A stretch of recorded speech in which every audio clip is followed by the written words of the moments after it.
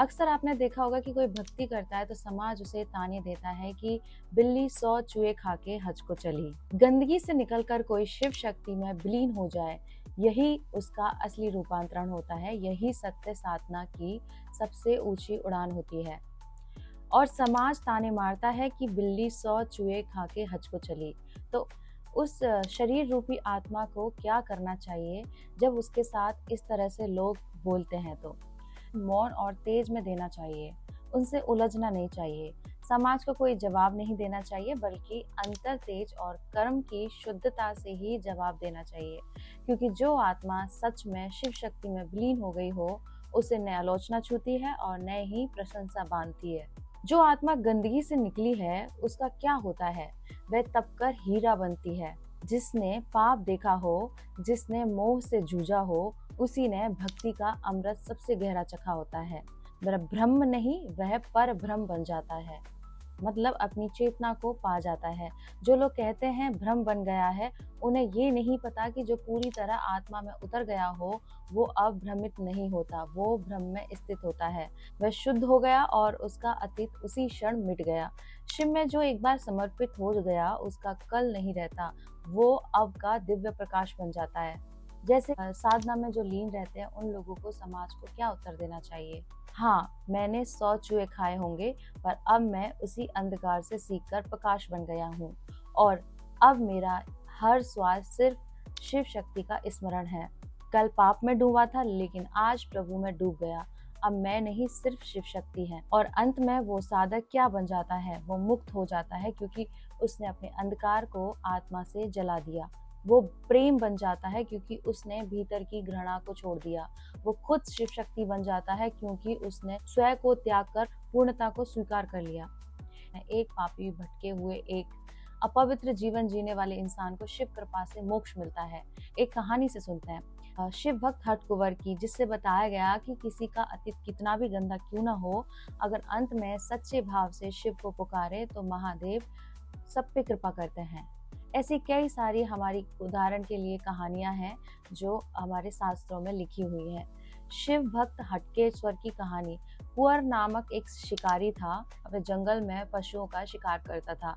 हत्या, झूठ, मांस भक्षण, यही उसका जीवन था। उसे धर्म, पूजा या भक्ति से कोई लेना देना नहीं था। एक दिन महाशिवरात्रि की रात थी। हठ कुंवर एक हिरण का पीछा करते करते एक बिल के नीचे बैठ गया। उसने शिकार के लिए पत्तों को झाड़ा, जो अनजाने में शिवलिंग पर गिर गए। प्यास से व्याकुल उसने बेल पत्र और जल से शिवलिंग को अनजाने में स्नान करा दिया। उसने उस रात भोजन भी नहीं किया, अनजाने में उपवास भी हो गया। जब एक मादा हिरनी ने उससे अपनी जान की भीख मांगी, वो कांप गया। उसके भीतर करुणा जाग गई। उसके पश्चात क्या हुआ? उसने हिरण को छोड़ दिया और सोचा, मैंने जीवन भर हिंसा की, अब और नहीं करूंगा। उसी वक्त शिव प्रकट हुए और कहा, हे हठ कुंवर, तुमने अज्ञान में ही सही पर सच्चे भाव से मेरा पूजन किया। आज की रात तुमने जो किया है वो किसी ऋषि की भक्ति से कम नहीं। तुम्हें मोक्ष प्राप्त होगा। और वहीं महादेव ने उसे मुक्त कर दिया और अपने लोक में स्थान दिया। गंदा अतीत शिव के लिए बाधा नहीं, भाव की सच्चाई सबसे बड़ा योग है। कभी भी देर नहीं होती, हृदय का परिवर्तन ही असली क्रांति है। शिव कृपा अज्ञान में भी जाग सकती है, अगर आत्मा सच्ची हो जाए। लोग ऐसा क्यों बोलते हैं? लेकिन लोग इसलिए बोलते हैं क्योंकि उन्हें दूसरे के अतीत से चिपके रहने की आदत होती है। लोग किसी के वर्तमान परिवर्तन को देखने की बजाय उसके पुराने पापों की गिनती करते रहते हैं। अरे वो तो वैसा था, अब भला कैसे बदल गया? किसी के भी बदलाव से डर लगता है, क्योंकि जब कोई व्यक्ति बुराई छोड़कर भक्ति या आध्यात्मिकता की ओर बढ़ता है, तो वो दूसरों को आईना दिखाता है, और जो खुद बदल नहीं सकते तो वो ताना मारते हैं। समाज को आलोचना करने में सुख मिलता है, सुधार देखने में नहीं। लोग व्यंग्य बोलते हैं, क्योंकि माफ करना, स्वीकार करना और देखना कि कोई बदल गया है, ये कठिन होता है। लेकिन महादेव का न्याय इससे अलग होता है। शिव का न्याय समाज की सोच से नहीं चलता। शिव वही है जो रावण के लिए यज्ञ को भी देख रहे थे और भिलनी के झूठे वेर को भी स्वीकार करते हैं। जो बदल गया है वो बदल गया है। शिव केवल अभी को देखते हैं, अतीत को नहीं। ऐसे में सच्चा साधक को क्या करना चाहिए? समाज के तानों से विचलित बिल्कुल नहीं होना चाहिए। जो हृदय शिव को समर्पित हो गया, उसे अब किसी को जवाब नहीं देना चाहिए। उसकी साधना ही उसका उत्तर होती है। बदलाव को गर्व से जियो, छिपाओ नहीं। कह दो हाँ मैंने 100 चूहे खाए होंगे, लेकिन अब मैं शिव की गोद में बैठा हूँ। अब मेरे हर कर्म में भक्ति है, हर सांस में हरि नाम है। जब इंसान गलत करता है तब कोई कुछ नहीं कहता, लेकिन जैसे ही वो भक्ति या साधना शुरू करता है, आलोचना की आग लग जाती है। जब कोई गलती करता है तो लोग चुप क्यों रहते हैं? क्योंकि तब वो भीड़ का हिस्सा होता है और भीड़ में गलती सामान्य लगती है। लोग सोचते हैं सब करते हैं, ये भी कर रहा है। पाप, भ्रष्ट आचरण, वासना सब कुछ सहज लगते हैं क्योंकि वो समाज की आदत बन चुके हैं। जैसे ही कोई भक्ति करता है, क्यों शोर मचाने लगते हैं आसपास के लोग? क्योंकि भक्ति आपको भीड़ से अलग कर देती है।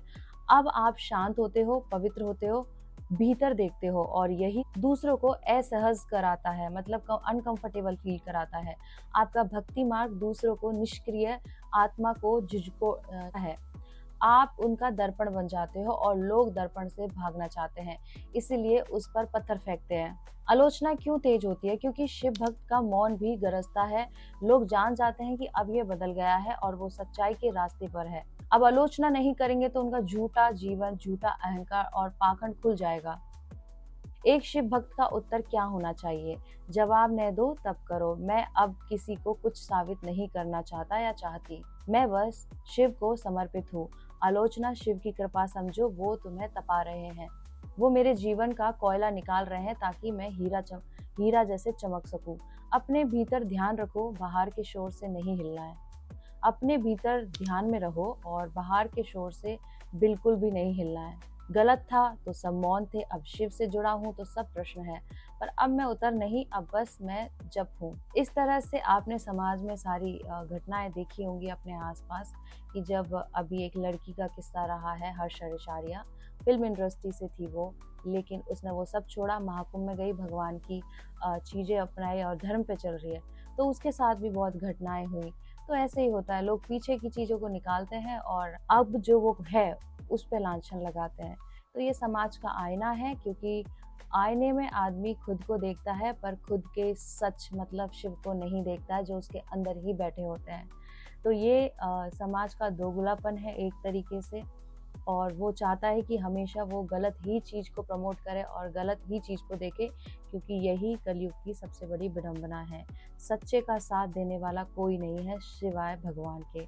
समय आने पे धीरे धीरे धीरे सारे लोग आपसे छूटते चले जाते हैं और आप उस समाज का, उस परिवार का, उस हर एक इंसान से मुक्त हो जाते हो, बंधन मुक्त हो जाते हो, शरीर से मुक्त हो जाते हो और शिव शक्ति में लीन हो जाते हो।